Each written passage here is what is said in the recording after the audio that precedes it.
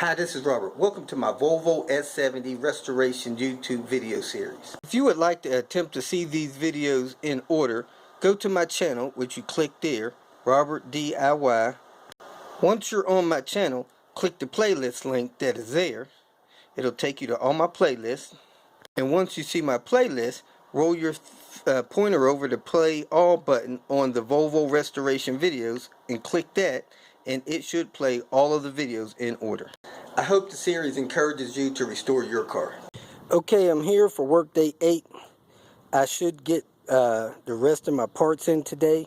So my first goal is going to be to remove this head gasket from the block, get the block cleaned up, and then remove these old PCV system, get that cleaned up, and then go pick up my parts, put my head back together with the valve stem seals, get those cleaned up, and go from there. Okay, I got the head gasket off, and as you can see, there's coolant passages and there's oil passages. I'm blocking the coolant passages right now. These are the bolt holes, and then you got oil passages like here. Now I'm blocking these so that when I clean it, I don't get too much solvent or whatever down inside those passages. That's just less stuff I have to flush out. So it takes about 5-10 minutes to block all the holes. I'm gonna block them, then I'm gonna pull that stuff out after I get the head cleaned off, after I get the motor block cleaned off.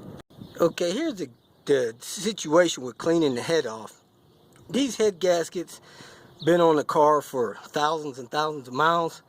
The gaskets are like a metal thing that has rubber coating on it, and when you pull them off, the rubber coating is stuck to the block, kind of like plastic that's glued to the block. So you got to get all that stuff off. It's hard. You use credit card scrapers or anything that you can that's softer than a block, and once you get that off, then you finish it up with acetone. So here's the head gasket material, and unfortunately some of it peels off and sticks to the block. Okay, I cut these little foam pads and put them over the pistons because I'm about to spray some. Man, I'm gonna shoot for oven cleaner to try to loosen up this gasket stuff and leave it on there for a couple of hours, see if that helps.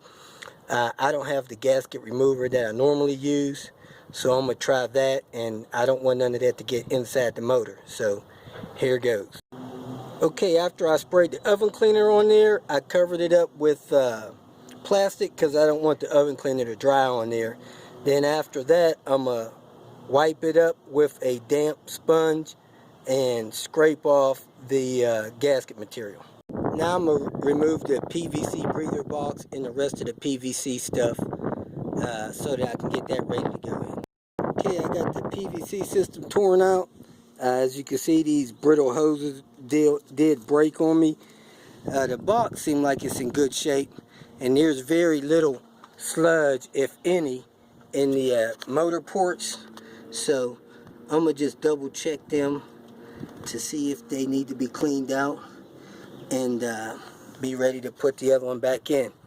The tube even looks pretty good over there, the PTC valve.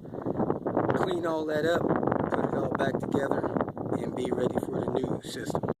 Well, that bottom port was starting to build up some sludge, but it wasn't bad.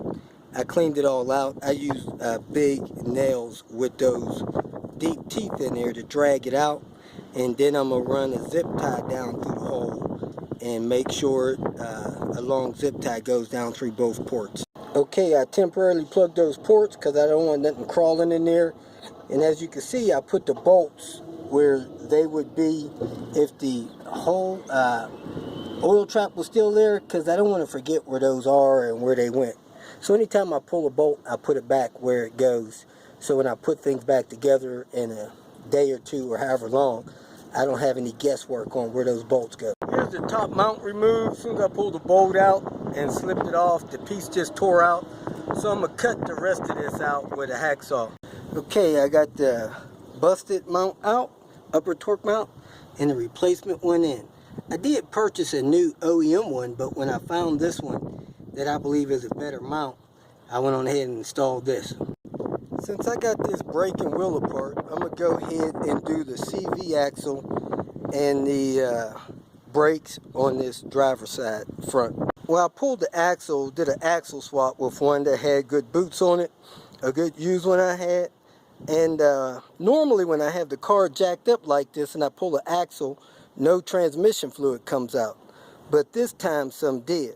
So I went on ahead and did my first transmission drain and refill, which should have been 3.5 quarts, but I spilled probably 8 ounces on the ground, and the transmission fluid that I pulled out of the transmission on the drain and filled this jug up was a full gallon. So it may have been over service, but we'll see after my third drain and refill top off. Okay, not sure if my parts came in. I got to go back home and check, but I got the PVC removed, part of the head cleaned up. The block cleaned up. I got the driver's side axle replaced. I got the brakes and rotors done on the driver's side. I got the driver rear brake and rotor replaced, and got the top mount replaced. So I'm done here for today, and I'm gonna go put that head together back at the house. If you feel that this information was beneficial, please like it and share it with your social media friends. You can also subscribe to my channel so that you can get notification of future videos that I post. Visit my channel. I have all types of do-it-yourself videos there.